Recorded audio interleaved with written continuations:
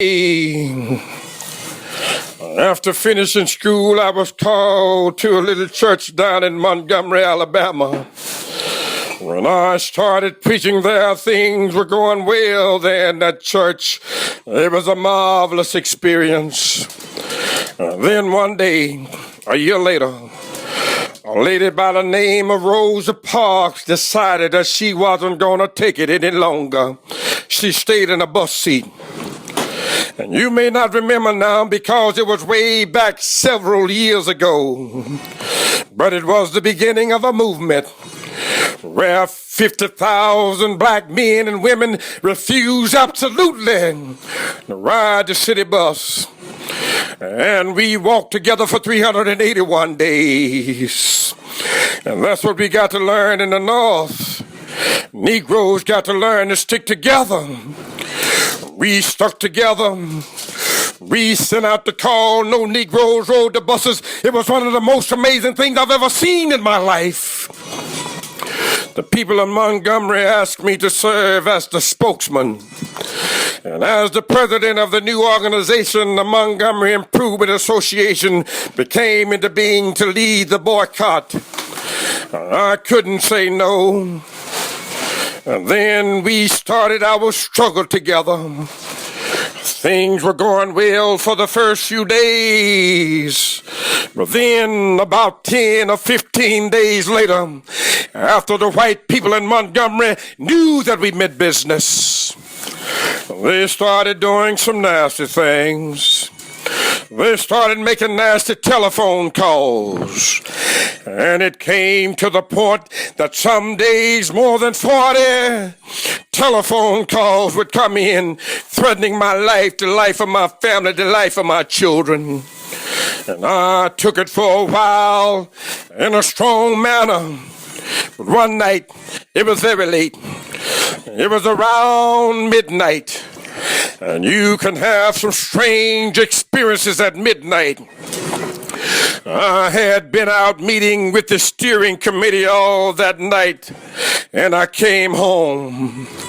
My wife was in the bed, and immediately I crawled into bed to get some rest, to get up early the next morning and try and keep things going. And immediately the telephone started ringing, and I picked it up. On the other end was an ugly voice. That voice said to me in substance, "Nigga, real tired of you and your mess now.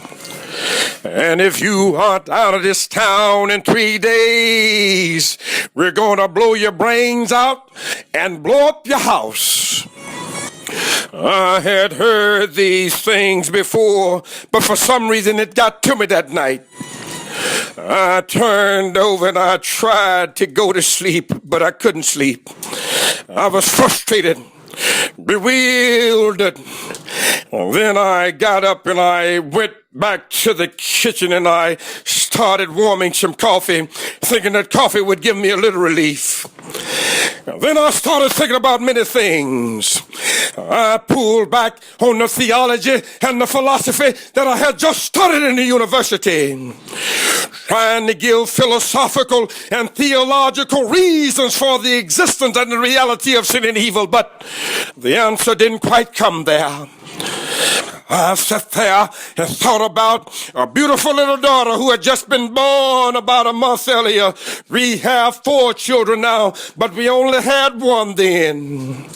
She was the darling of my life. I'd come in night after night just to see that Jim smile. And I sat at that table thinking about that little girl and thinking about the fact that she could be taken away from me in a minute. And I started thinking about a dedicated, devoted, and loyal wife who was over there asleep. She could be taken from me. I could be taken from her. And I got to the point I couldn't take it any longer. I was weak. Something said to me, "You can't call on Daddy now. He's up in Atlanta 175 miles away. You can't even call on Mama now. Now you got to call on that something and that person that your daddy used to tell you about." that power that can make a way out of no way. And I discovered then that religion had to become real to me, and I had to know God for myself. And I bowed down over that cup of coffee. I never will forget it. Oh yes, and I prayed a prayer, and I prayed out loud that night. I said, Lord, I'm down here trying to do what's right. I think I'm right. I think that the cause that we represent is right.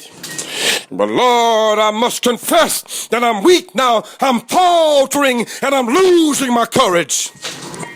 It seems at that moment that I could hear an inner voice saying to me, Martin Luther, stand up for righteousness, stand up for justice, stand up for truth, and lo, I will be with you even until the end of the world. Yes, I tell you, I've seen the lightning flash, and I've heard the thunder roll. And I felt sin breakers dashing, trying to conquer my soul. But I heard the voice of Jesus saying, still to fight on. He promised never to leave me. No, never alone. He promised never to leave me. Never to leave me alone. And sometimes I feel discouraged. And I don't mind telling you this afternoon, sometimes even I feel discouraged. I felt discouraged in Chicago. When I moved through Mississippi, Georgia, and Alabama, I feel discouraged.